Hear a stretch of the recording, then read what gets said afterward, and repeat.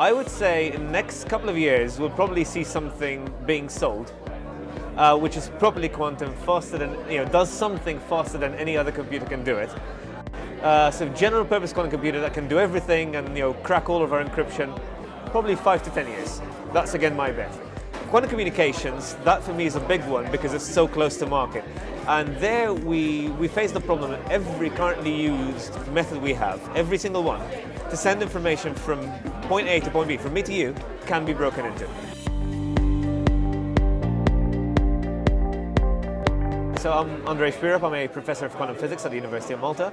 I work on a bunch of different things. I teach quantum mechanics, that's my day job.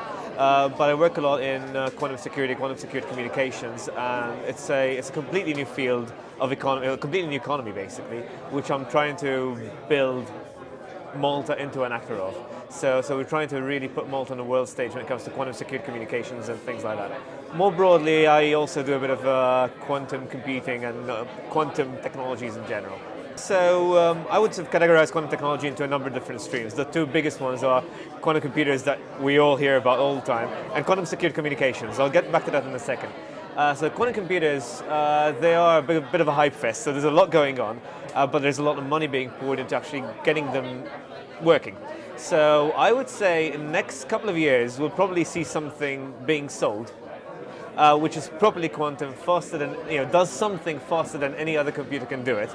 It will be sort of a general, not a general purpose, it will be a specific purpose quantum computer working alongside a supercomputer that does something quicker. Maybe creates a new drug or creates some new material, wonder material, something like this.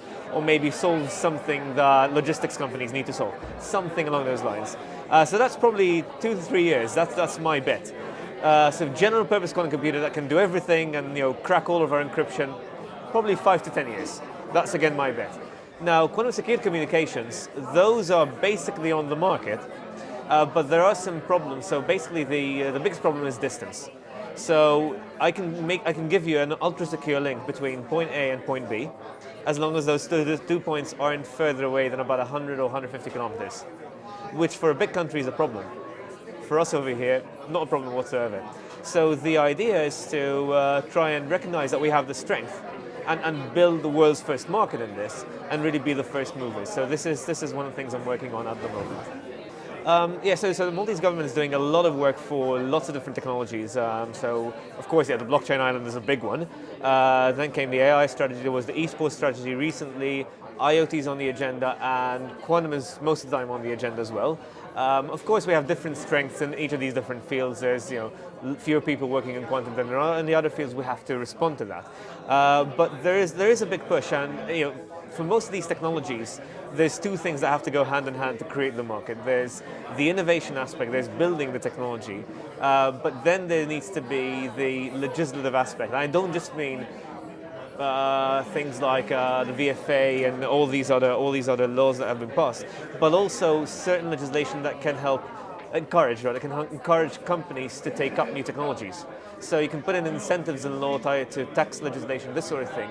And we haven't really gotten anything down on paper, but there is a certain positive attitude that this current government has towards these niches, these ideas. Okay, so let me give 3 examples of why we think quantum tech will make things better for people in general. One of them that's very rarely talked about is it comes from the UK. So in London, they spend about £100 million a year digging holes in the wrong places.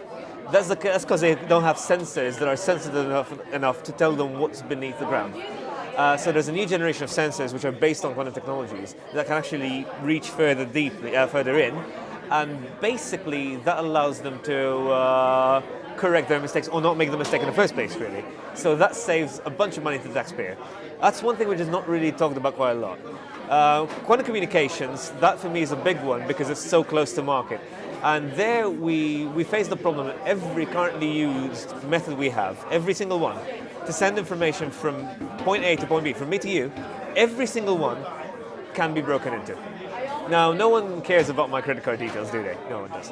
But if we're talking about banks or the data center that houses all the Maltese identity information, those are big targets.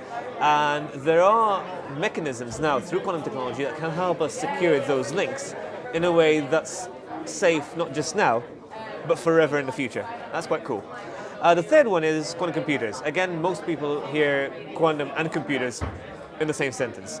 And basically, quantum computers can do certain things a bazillion times faster than ordinary computers ever will be able to.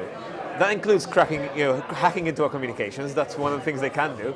But that could also be optimizing the routes for the biggest package delivery companies or some big airlines or something like this.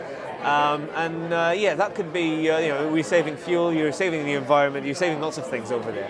So yeah, there's more examples, but those are the three big ones that I like to mention.